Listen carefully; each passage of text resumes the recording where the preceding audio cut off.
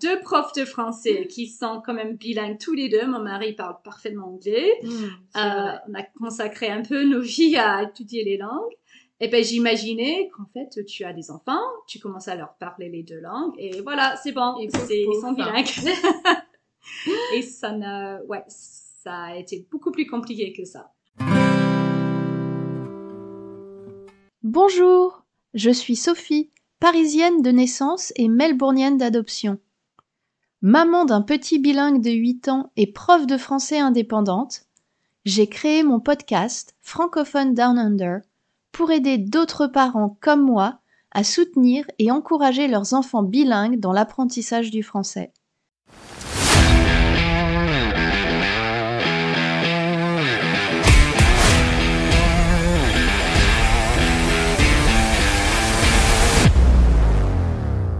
Bienvenue dans l'épisode 9 de Francophone Down Under. Merci de m'accueillir dans vos oreilles pour ces moments de partage sur l'éducation bilingue. Aujourd'hui, je vais chez Lorraine, qui m'accueille très gentiment chez elle. Comme moi, Lorraine est à la fois mère de 2 petits bilingues et prof de français. Sauf que Lorraine, en plus, elle a participé par accident à la création d'une école bilingue à Melbourne.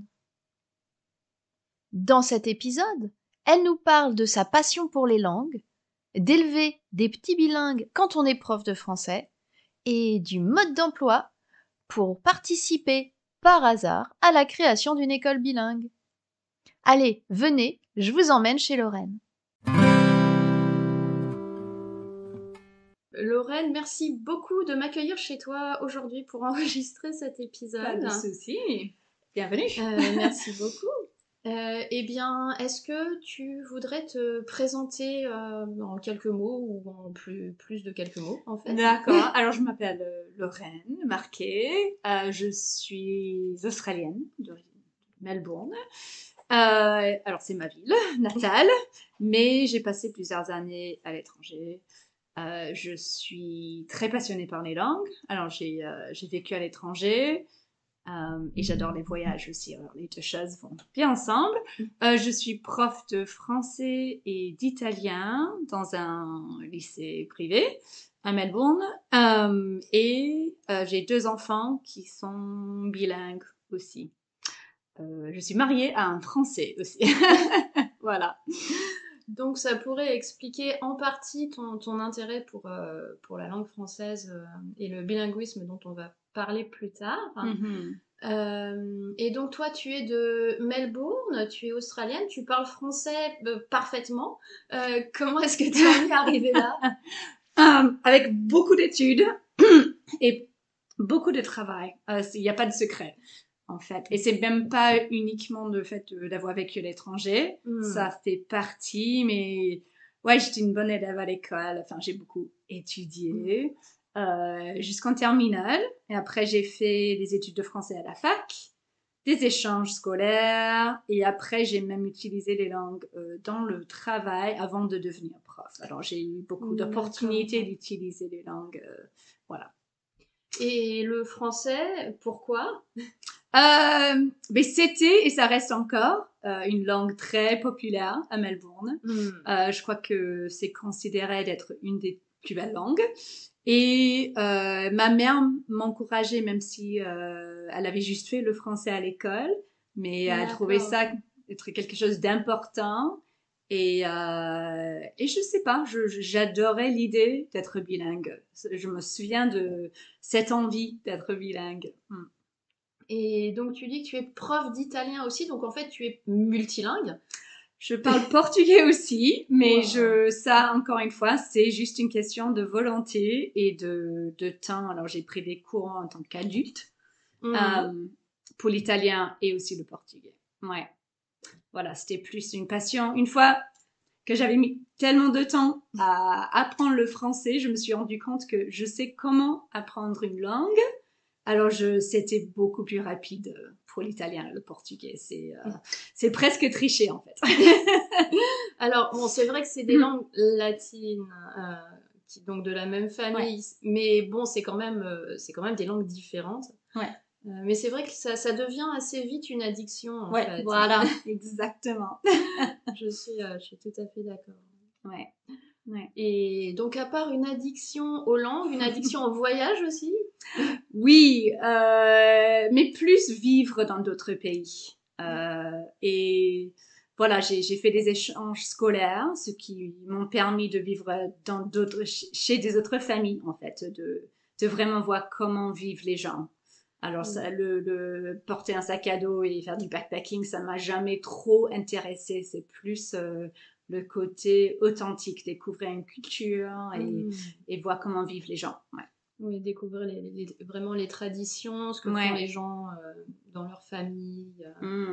Ouais. Et c'est aussi le côté difficile des voyages. C'est pas vraiment voyager, c'est le quotidien. C'est vraiment ouvrir un compte bancaire et trouver un emploi ou aller à l'école si tu parles pas la langue. C'est quand même, voilà, je crois que ça m'a attiré aussi l'idée de faire des challenges linguistiques et culturels. C'est des très bons challenges à mon avis.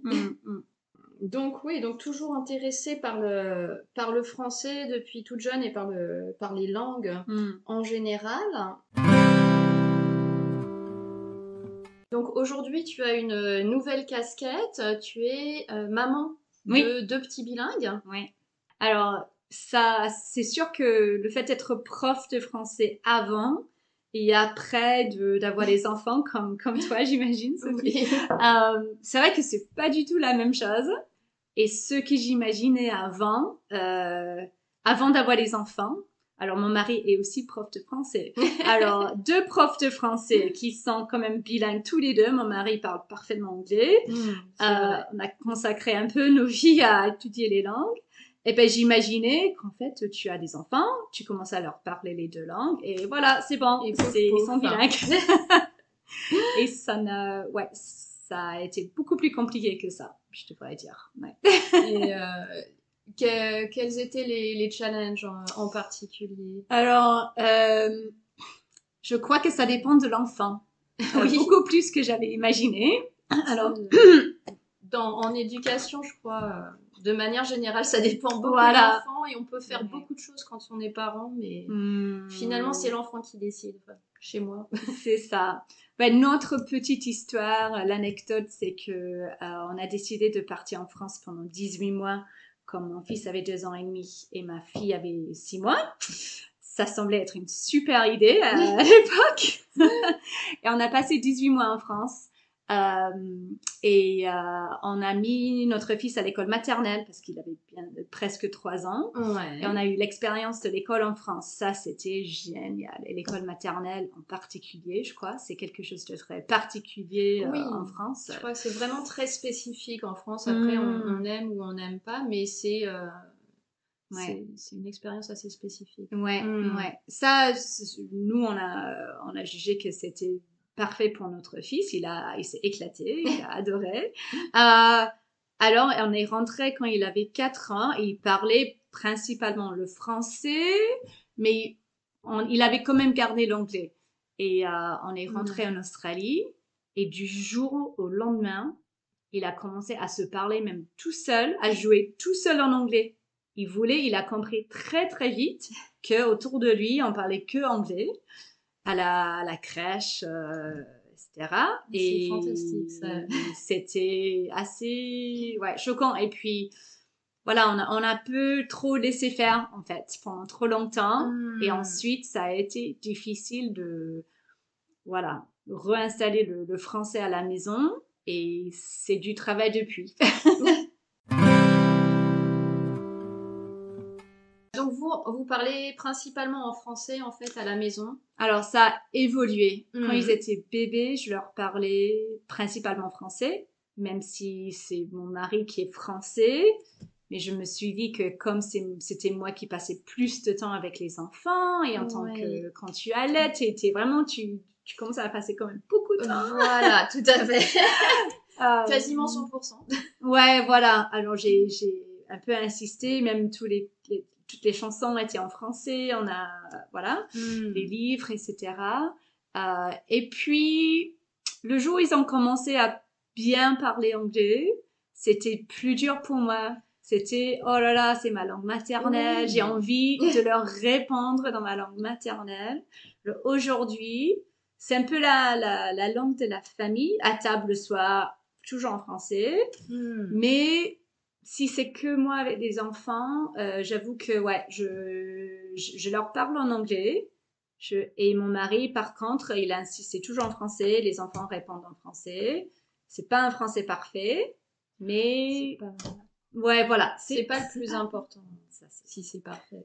tu sais, ça c'est une autre chose que j'ai apprise. Ouais. C'est difficile, effectivement, quand on est prof et qu'on passe son temps à corriger. C'est ça. Alors, voilà, souligner les erreurs et les accents et les accords, mais c'est loin d'être la chose la plus importante. Ouais. C'est probablement de garder une connexion émotionnelle et d'en faire quelque chose d'agréable. Oui. Mais, et la communication. Voilà, oui, la capacité à communiquer, finalement. En France, les gens parlent pas français parfaitement non plus. Loin de là, pour certains. Donc, tant qu'ils comprennent et qu'ils se comprennent, finalement. Ouais. Et avec les grands-parents, ça c'est quelque chose qui est très important pour nous.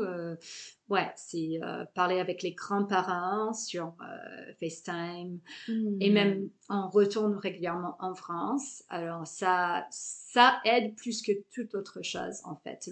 L'immersion totale, pas que avec nous, dans un contexte anglophone. Quand ils sont là-bas, il n'y a pas un mot en anglais. Même avec moi, ils me parlent en français. D'accord, ça c'est intéressant. Ouais, pas de règles, et ça se passe comme ça. Et oui, parce que en France, on parle français finalement. Ouais, et surtout à la campagne où sont mes beaux-parents, ils parlent pas un mot d'anglais quasiment. Et ils font des efforts, hein, mais ce serait pas du tout naturel de faire une phrase en anglais. Ouais. Donc, c'est vrai que c'est une des raisons principales, je pense, au départ pour pas mal de gens, c'est effectivement cette capacité à pouvoir connecter avec la famille qui est restée en France ou dans un autre pays francophone. Ouais. Et ça, c'est sûr. Et puis pour nous, franchement, ça aurait été l'échec total à être deux profs de français. Voilà, on n'aurait jamais, je crois que ça allait toujours faire partie de l'enfance. Du projet de famille. Voilà. Et je suis assez admirative parce que tu as la langue maternelle, elle s'appelle maternelle, c'est pas pour rien, et c'est vrai que c'est la langue qui nous connecte à nos racines, et malgré tout tu as quand même parlé en français. Et souvent je leur parle en français, mais ça me dérange plus s'ils me répondent en anglais en fait, parce que j'ai compris qu'en fait on en parlera, mais comme ils vont à l'école bilingue, ils ont quand même d'autres opportunités. Ça dépend plus de moi, en fait. Je sentais quand même cette pression quand ils étaient tout petits. Oui. Que ça dépendait de moi. C'est beaucoup les parents, parce qu'effectivement, d'autant plus s'ils vont à la garderie, la crèche anglophone, les parents, c'est le seul ancrage dans la deuxième langue, dans la langue minoritaire. Donc, c'est beaucoup les parents. Effectivement. Oui. Mais voilà, c'est un plaisir, mais c'est aussi beaucoup plus compliqué que j'imaginais. Mais j'apprends. C'est fascinant de voir comment ça évolue, et ça continuera à évoluer avec les années, je suis sûre. Tu veux dire l'attitude face au langage. Voilà. Est-ce qu'ils sont conscients de parler deux langues? Est-ce que vous en discutez Ouais, on en discute pas mal. Aussi, je crois que c'est parce qu'ils sont entourés par des enfants dans la même situation qu'eux. Et même dans la petite cour, là où on habite, ils ont une copine qui a le papa qui est français et la maman qui est australienne. Et entre eux, ils en parlent beaucoup. Je vois bien qu'ils trouvent ça intéressant. Des fois, ils se corrigent entre eux aussi. Ça, c'est très drôle. Ouais, c'est très mignon. Ils ont peut-être le fait qu'on est tous les deux profs de français, ils sont très conscients de tout ça, peut-être plus que dans d'autres familles. Ouais. Oui. C'est vrai que moi, étant prof aussi, forcément, c'est le langage en général, c'est quelque chose qui est assez présent. Ouais, voilà. Ouais, voilà. On verra si un jour ils suivent notre chemin ou s'ils n'ont aucune envie d'être prof plus tard. Et après, l'essentiel, ce sera qu'ils aient acquis le français et qu'ils aient un attachement à la langue et qu'ils aient aussi cet outil pour le futur. C'est ça, ouais. Et nous, on leur dit souvent, on essaie de leur expliquer que ce n'était pas facile pour nous. Oui, on aurait aimé avoir l'opportunité d'être dans une famille bilingue, peut-être petit, mais le plaisir d'apprendre une langue, même quand c'est difficile, et prouver que tu es capable de le faire, je crois que ça aussi, c'est quelque chose que je veux qu'ils comprennent, que en fait, c'est apprécier ça, c'est très important. Oui, et apprécier le chemin que tu parcours pour arriver de zéro à la maîtrise. Ouais.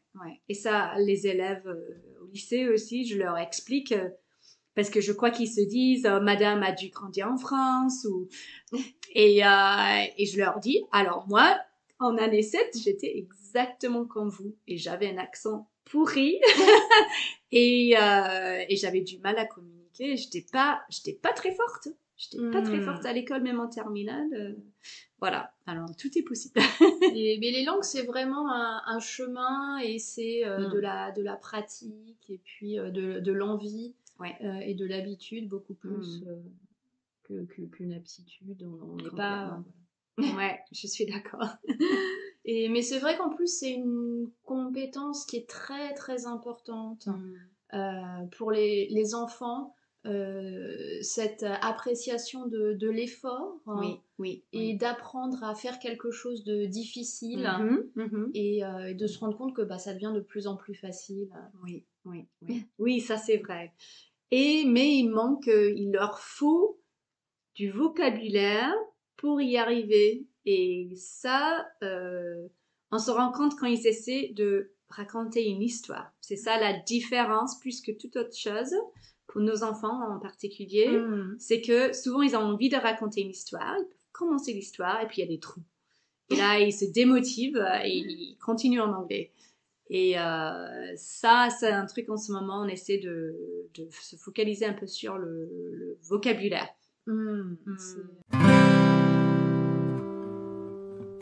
Comment vous faites ça? On essaie de leur raconter des histoires en français. Même on en fait une petite blague. Olivier, même hier soir à table, il a raconté une histoire qu'il connaissait déjà, mais il a changé le vocabulaire à des termes très très compliqués. Il a exagéré et ils ont trouvé ça tellement drôle. Même si voilà, derrière il y a une autre motivation, mais leur raconter des histoires, mais leur lire, on le fait pas assez. Mais je sais que si on leur lisait plus en français, je crois que ça ferait une différence aussi. Oui, c'est difficile. Thibaut, ça va faire quelques mois maintenant qu'il veut plus qu'on lui lise d'histoire. Alors il lit lui. Le soir, c'est toujours une routine où il va lire pendant 30 minutes, 45 minutes. Super. Mais c'est vrai que par contre, il veut plus qu'on lui lise d'histoire et c'est à la fois c'est un rituel qui disparaît, mais surtout c'est une opportunité supplémentaire.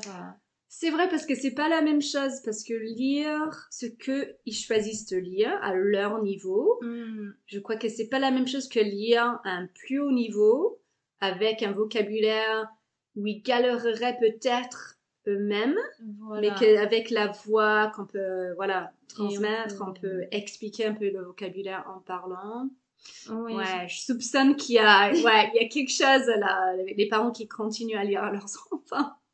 Mais comme tu dis, ça dépend vraiment aussi de ce que les enfants veulent parce que moi par exemple peut-être que ça reviendra mais ça servira à rien que j'aille m'asseoir dans son lit avec Proust, il me dégagerait. Oui, je crois. Donc probablement ça dépend vraiment de ce que les enfants veulent.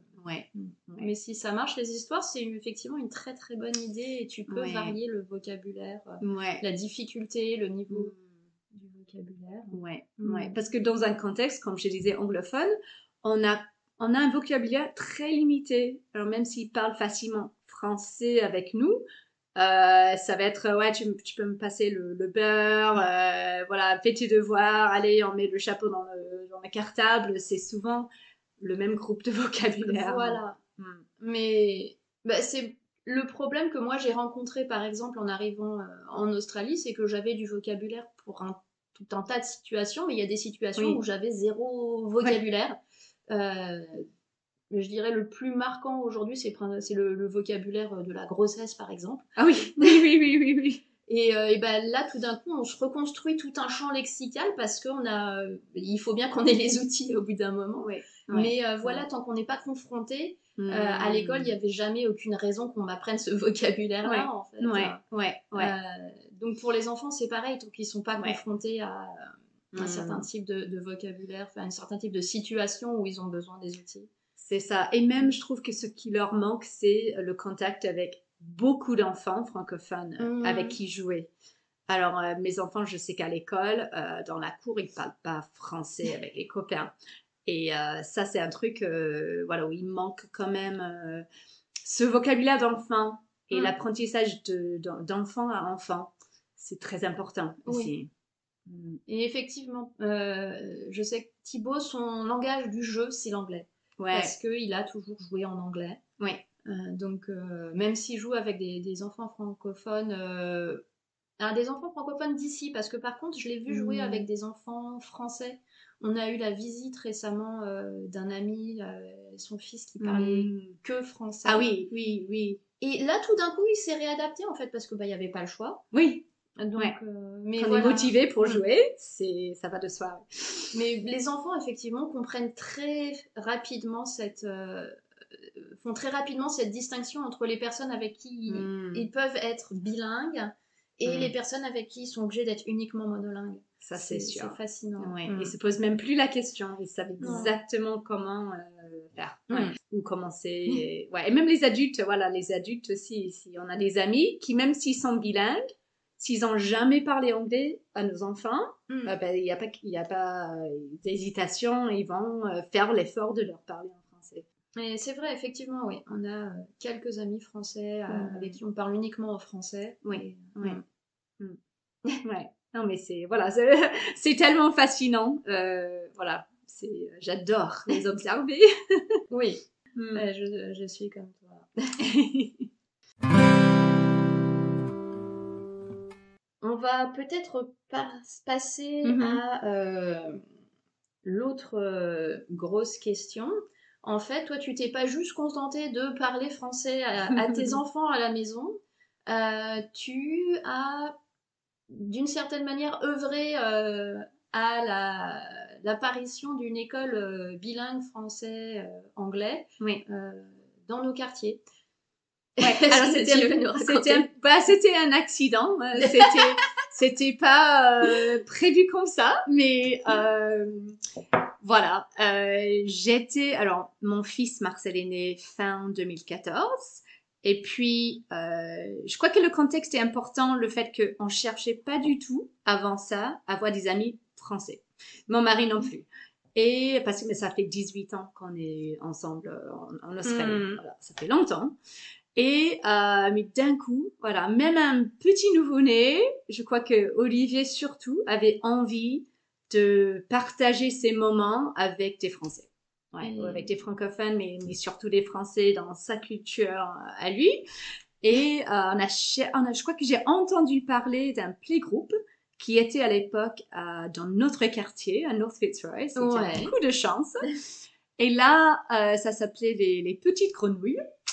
Et là, on rencontre un monde francophone, des parents comme nous, qui avaient des bébés ou des enfants juste un peu plus grands, et qui se rencontraient, je crois que c'était un dimanche sur deux, quelque chose comme tous les dimanches ou un dimanche sur deux. ouais, au début. Je crois, oui, ça devait être tous les 15 jours. Et Ouais. c'était à l'époque en Howden. extérieur. Ouais, Ouais. ouais, il y avait les deux. Ouais, il y avait la maison et de temps en temps on se retrouvait à l'extérieur. Ah, d'accord. Ouais. Ok. Et là, c'est vrai que ça m'a vite fait apprécier le contact avec d'autres familles dans notre situation, parce que pour moi aussi, en tant qu'Australienne qui est mariée à un Français, ben déjà, voilà, on a des choses en commun avec d'autres couples comme nous. Et j'ai vite rencontré une maman qui s'appelait Meva, qui voulait trouver une solution pour ouvrir un nouveau programme bilingue dans une école publique dans les quartiers du Nord. Et j'ai vite compris pourquoi, parce que il y avait un tas de familles francophones dans le Nord.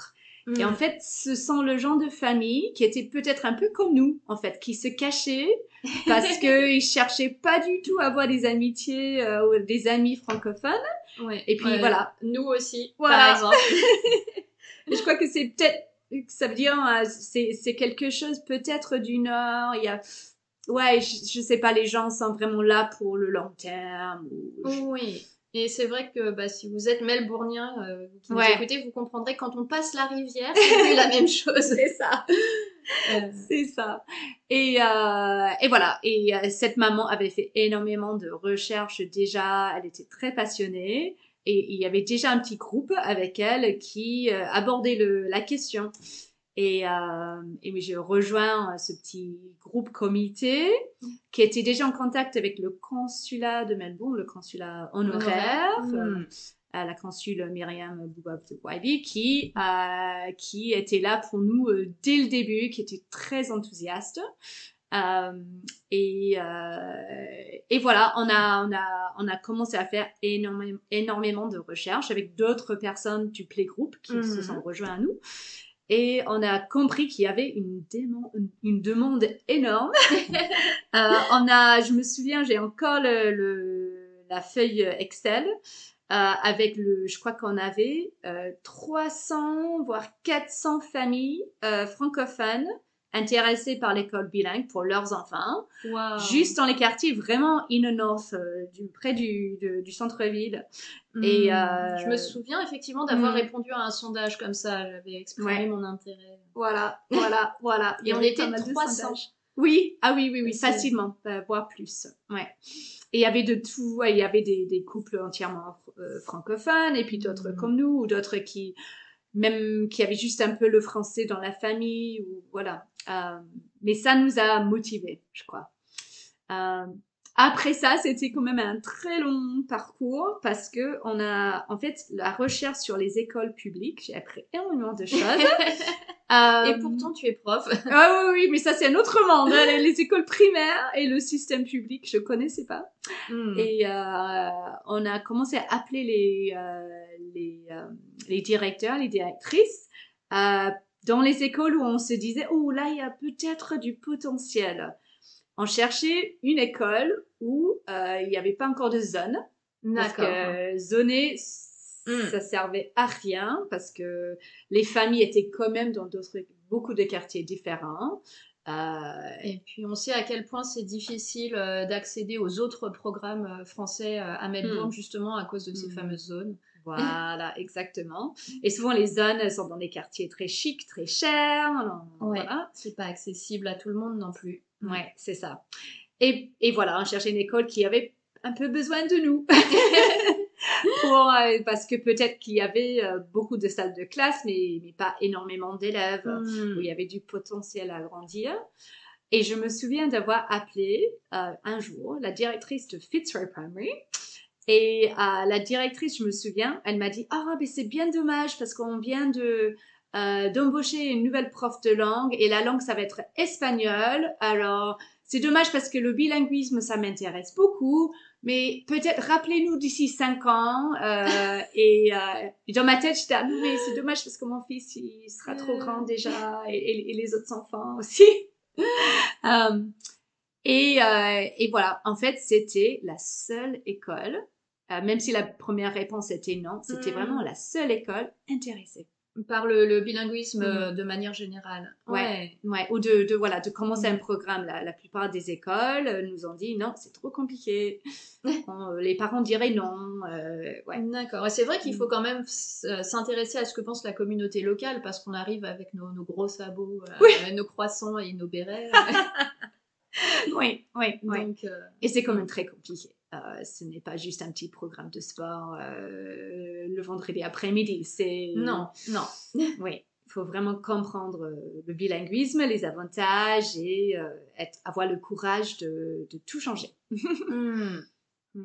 Et oui, c'est un changement énorme parce qu'en fait, déjà, ça demande d'avoir une équipe de profs qui sont compétents pour enseigner de manière bilingue. Et puis que les profs qui sont pas des profs de français soient intéressés à travailler en coopération. Oui, voilà. Ouais, c'est compliqué. Alors, une chose qu'on a fait, c'était de créer une association qui s'appelait le FBA, French Bilingual Association. Et c'était pour valider notre statut de pas juste un groupe de parents, mais une organisation. Pour vous donner un statut un peu plus officiel, pour montrer que vous étiez pas là pour plaisanter. Voilà, exactement. Et même pour rendre officiel le programme, le playgroup. D'accord. Parce que c'était devenu quelque chose de grand, d'important. Et puis voilà, les questions d'assurance, les activités périscolaires qu'on voulait organiser. Et ça aussi, l'organisation, la FBA a donné naissance à l'école du samedi aussi. Et c'est vrai que ça nous a beaucoup aidé à tester le terrain un petit peu et voir voilà, les familles qui seraient intéressées par des cours de français pour leurs enfants. Ouais, voilà, c'était quelque chose qui a commencé c'était tout petit. Et puis d'un coup, c'était très populaire. Et ça, c'était un autre groupe de parents qui ont fait énormément de travail pour créer l'école du samedi. Qui a aujourd'hui encore énormément de succès. Je ne sais pas combien de familles. Je ne sais pas du tout, mais je crois qu'ils ont étendu les programmes assez récemment. Donc maintenant, ça s'adresse aux enfants jusqu'à la fin de l'école primaire. Oui, voilà. Ouais, je crois qu'il y a une centaine d'enfants qui y vont tous les samedis dans des niveaux différents. Mais voilà, ça permet aux familles qui ne peuvent pas aller à l'école bilingue de donner cette opportunité de cours en français à leurs enfants avec d'autres enfants bilingues. Alors ça, c'était quand même quelque chose de fantastique pour la communauté. Oui. Et effectivement, j'ai des amis comme ça dont les enfants sont bilingues et en fait, ils habitent trop loin pour qu'au quotidien ce soit gérable d'aller à l'école. Ouais. Ce que je comprends, parce que Fitzroy, malheureusement, le désavantage du quartier de Fitzroy, c'est que c'est très très cher et c'est juste à côté du centre-ville. Alors ce n'est pas possible pour très prisé. Mais c'est suffisamment proche de tout un tas d'autres banlieues qui sont toujours accessibles pour que ce soit faisable quand même. Et le transport. Et les transports aussi. Ouais. Et donc, vous aviez eu un premier refus. La principale vous dit rappeler dans 5 ans. Ouais. Et combien de temps, en fait, après quelques années, mais c'était pas 5 ans. Et là, en fait, ce qui a tout changé, c'était le soutien d'abord de la consule honoraire, qui, oui, son titre est honoraire, mais elle est très présente. Elle est très engagée dans la communauté. Ouais. Voilà. Et en fait, c'était grâce à elle et puis ses contacts, si je me souviens bien, avec le département d'éducation. Parce qu'en fait, on avait beau frapper à la porte du département d'éducation plusieurs fois et ça ne menait à rien. D'accord. Et puis, je crois que c'était avoir quelques contacts plus spécifiques et demander aux bonnes personnes qui pouvaient vraiment faire quelque chose.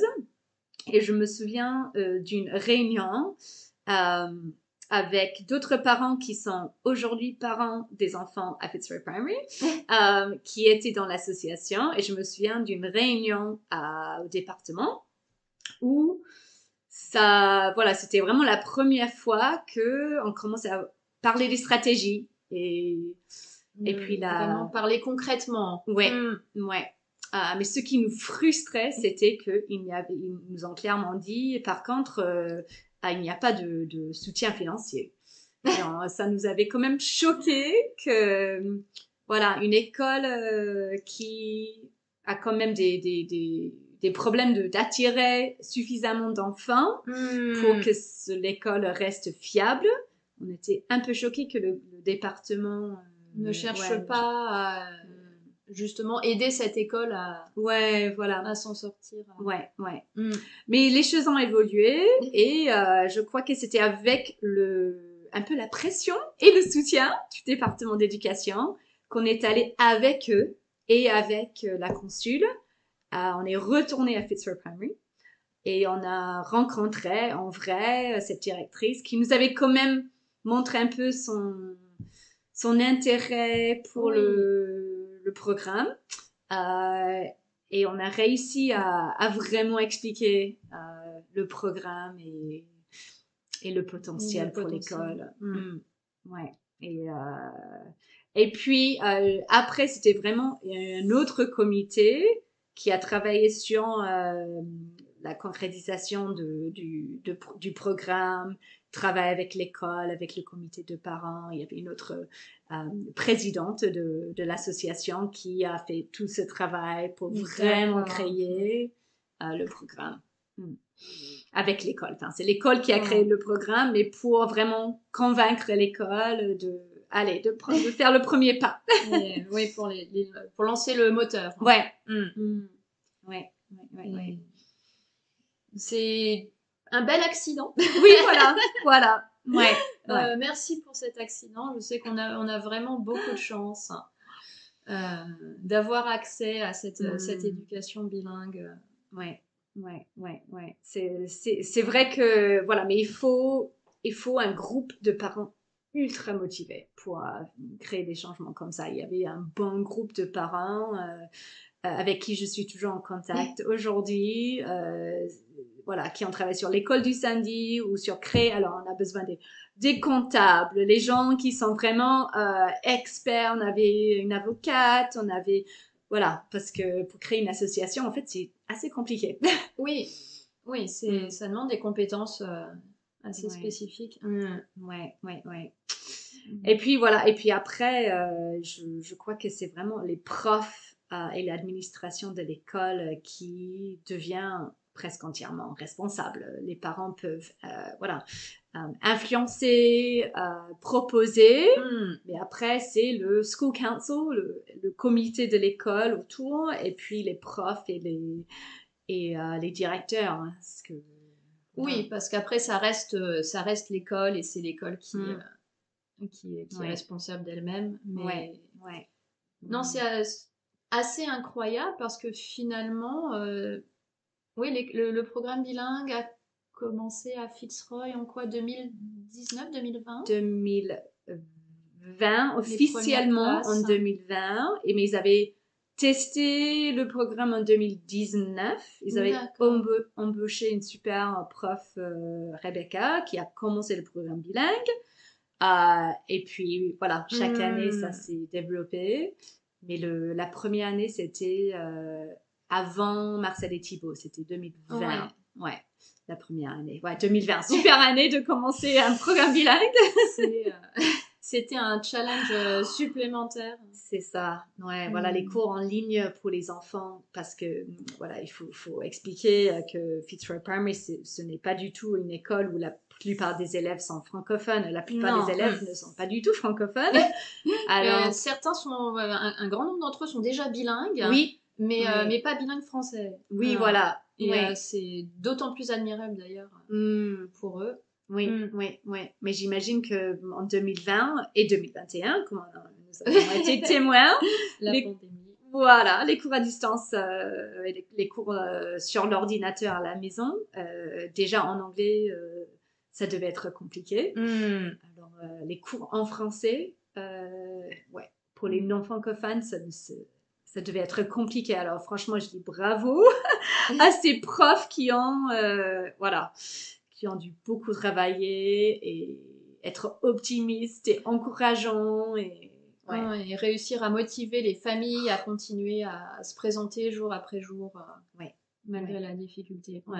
Et malgré la peur déjà en anglais en termes de lecture et de compétences, les parents souvent stressent un peu que son enfant ne sera pas au niveau. C'est une période délicate, même sans pandémie et même sans bilinguisme. Oui, mais le travail des profs, les résultats sont évidents. Le programme gagne un terrain chaque année, mais c'est quand on se dit que ça a commencé en 2020, c'est presque miracle que ça continue et puis continue.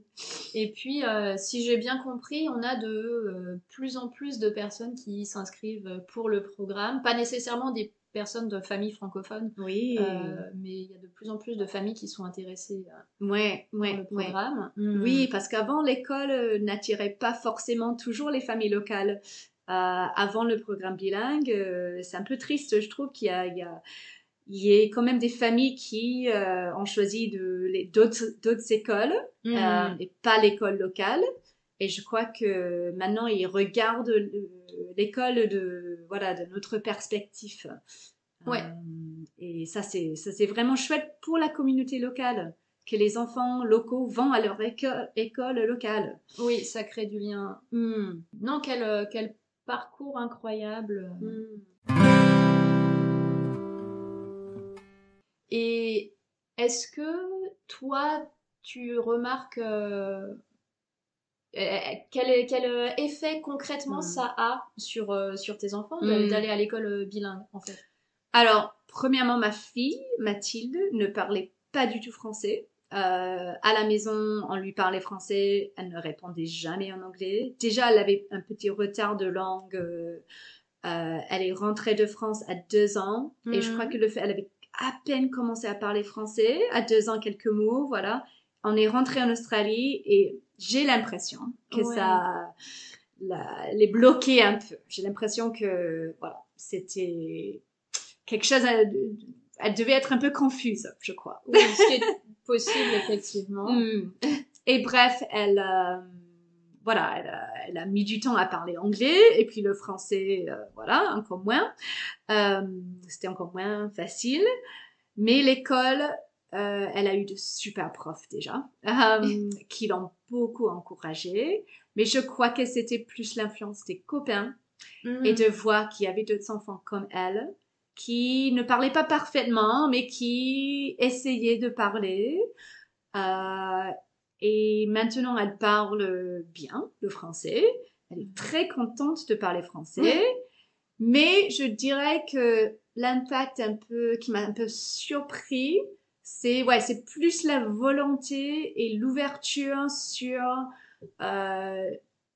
le monde bilingue. Ils sont très intéressés par les langues que par les autres enfants. J'imagine que tu poussais la même chose. Oui, tout à fait. Ils s'y connaissent mieux que nous. Souvent, quelle langue on parle dans chaque pays africain. Souvent, j'apprends des choses. Et ils sont très admiratifs aussi de savoir que d'autres enfants parlent en fait pas 2, mais 3 ou 4 langues. Oui, quand on tient compte. Oui, voilà. Alors, je crois que ça, c'est encore plus cher comme impact sur les enfants. C'est sûr que ça nous a enlevé un peu la pression d'être les seuls enseignants. Les seuls responsables de la transmission. Et puis, je trouve que c'est quelque chose de très, très beau d'avoir des amis qui sont... tout le monde est différent, mais des exemples des parents qui sont pas du même pays ou je crois qu'ils s'identifient quelque part là-dedans. Oui, parce que c'est vrai que si on regarde seulement en surface dans les écoles ou dans les crèches anglophones, on a l'impression que tout le monde parle anglais et puis Mais quand on gratte un peu, on se rend compte, bon, je le dis très souvent, excusez-moi, mais en Victoria, 50% des Victoriens sont soit nés d'un parent étranger, soit nés à l'étranger. Ouais. Donc ça fait beaucoup de gens qui en fait ont des backgrounds qui sont culturellement différents. Ouais. Et c'est effectivement pour les enfants, c'est important de se rendre compte que dans plein d'autres familles, en fait, les gens parlent pas nécessairement anglais à la maison, ont des grands-parents qui parlent pas forcément anglais, on mange des choses différentes, on fête des fêtes différentes aussi. Et, Oui, et puis, ouais, le fait de ne pas avoir honte de ses parents qui parlent une autre langue que l'anglais. Ça aussi, ça a changé parce que je me souviens, Marcel, en rentrant de France à 4 ans, il était dans une crèche entièrement anglophone. Et on est arrivé, et c'était une crèche un peu à la française où on mettait des chaussons, mais c'était pas du tout francophone. Et on enlevait les chaussures, on mettait les chaussons, et je me souviens, je lui disais, voilà, en français, allez, mets tes chaussons.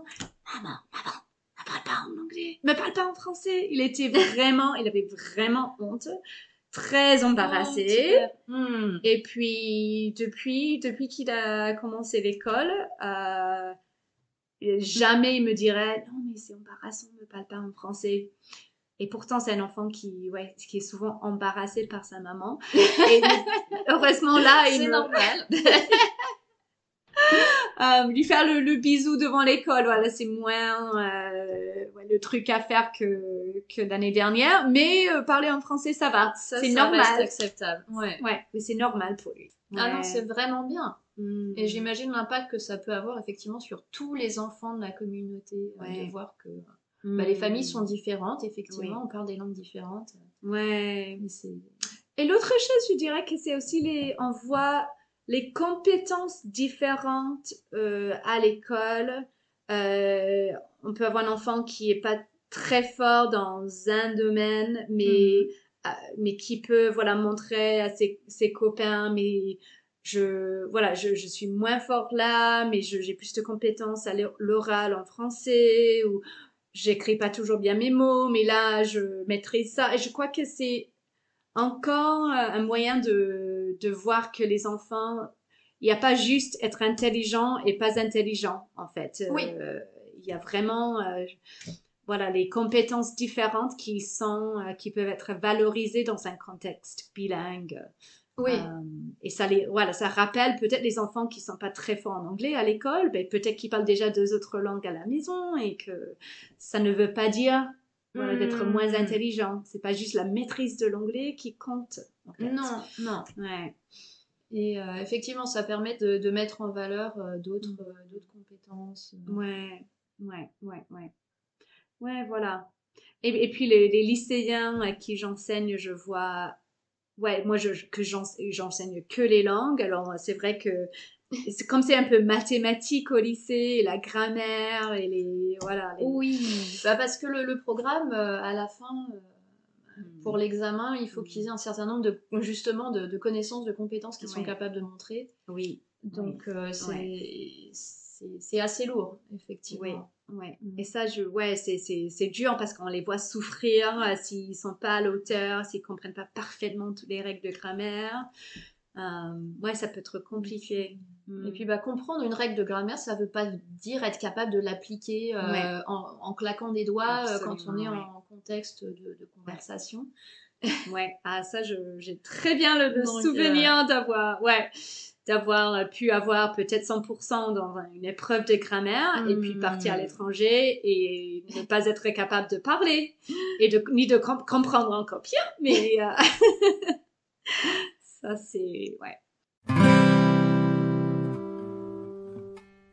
Et ça, je vois 47 minutes sur le logiciel pour enregistrer, mais est-ce que tu avais d'autres choses que tu voulais dire? Bon, des milliers, j'imagine, surtout sur le bilinguisme, mais on peut refaire un épisode. Oui, mais bon, je crois qu'en fait, une chose qui est importante pour moi, c'est pas juste. Maintenant, je suis tellement intéressée par l'éducation bilingue. Et je vois qu'en fait, à Melbourne, même si on est très multiculturel, on n'a pas beaucoup d'écoles bilingues, en fait. Vis-à-vis la population. Oui. Et la multitude de différentes cultures, langues qui sont parlées.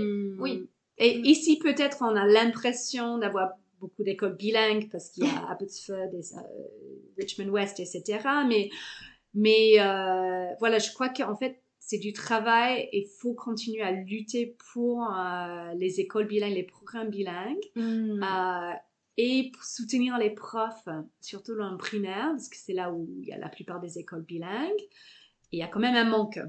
Alors, je ne sais pas si un jour ton podcast devient très global. Ah ben, on cherche des profs francophones et bilingues parce que sans les profs, les programmes ne peuvent pas exister. Bien sûr, ouais. Ouais. Et ça, c'est un souci, je crois, pour toutes les écoles françaises ou francophones bilingues de Melbourne. C'est voilà, chercher les profs, garder les profs dans ces écoles. Et je crois que on voit tellement les résultats pour tous les enfants que voilà, ça c'est peut-être le petit souci que je me fais, c'est comment on va maintenir ces programmes. Oui, parce que terme. C'est des compétences très spécifiques. Ouais. Ça implique d'une part d'avoir des profs qui sont bilingues, français et anglais, qui ont les diplômes pour enseigner et les accréditations pour enseigner en Victoria. Oui. Donc c'est... Et je sais qu'en ce moment, il y a quand même plus d'opportunités pour les profs qui ont la qualification, mais qui n'ont pas les visas. Je sais que les écoles commencent à sponsoriser beaucoup plus qu'avant. Tel est le besoin, même si ça coûte cher aux écoles. Maintenant, il y a vraiment cette possibilité parce que souvent, c'est le seul moyen de trouver un prof francophone, même dans les lycées, même dans les lycées publics. Ils commencent à sponsoriser les profs pour qu'ils aient un visa pour rester, même s'ils commencent avec un working holiday. Ils peuvent, voilà, s'ils ont la qualification d'un enseignant, mais ça vaut de l'or pour un visa. Et ben, j'ai des amis qui auraient été très intéressés par ça, mais il y a quelques années maintenant, il y a 5 ou 6 ans. Mais c'est bon à savoir. Ouais, ils vont, je crois que c'est voilà, moi personnellement, toi aussi, on manquera pas de travail, je crois. C'est quand même demandé. Et heureusement pour nous que le français continue à être une langue que tout le monde veut apprendre, j'ai l'impression. Pas toujours mes années 9. Ou alors pas de la manière qu'on aimerait qu'ils apprennent. Oui, voilà. Ouais, le plus compliqué, c'est quand tu as des élèves qui veulent continuer, qui ont choisi de continuer, et d'autres qui ont choisi d'arrêter parce qu'ils ont le droit d'arrêter à la fin d'année 9. Ça restera toujours compliqué, je crois. Mais ceux qui sont là juste pour finir l'année et puis ceux qui veulent continuer d'apprendre. J'avais le même problème moi avec l'anglais en fait à l'école. J'étais très intéressée par l'anglais, j'ai fait la section bilingue, je faisais une spécialité anglais en plus au bac. Super. Donc j'étais vraiment spécialisée sur les langues, le plus possible de ce que l'éducation française me le permettait. Mais c'est vrai que plusieurs années, je me suis retrouvée à refaire le présent, le passé composé, parce que le reste de la classe était... et on était encore là, quoi. Donc... Oui, voilà. Et le problème, c'est que si on n'a pas les bases, on ne peut rien faire. Alors, pour garder la motivation générale de la classe, c'est sûr que on peut pas juste enseigner le subjonctif à quelques élèves qui s'y intéressent. Non, c'est pas possible. Voilà. Ouais. Mais voilà, ça c'est ma petite promotion. Tous les profs au monde entier, venez à Melbourne, on cherche les profs. C'est voilà, un appel au secours. Venez nous aider. Oui, voilà.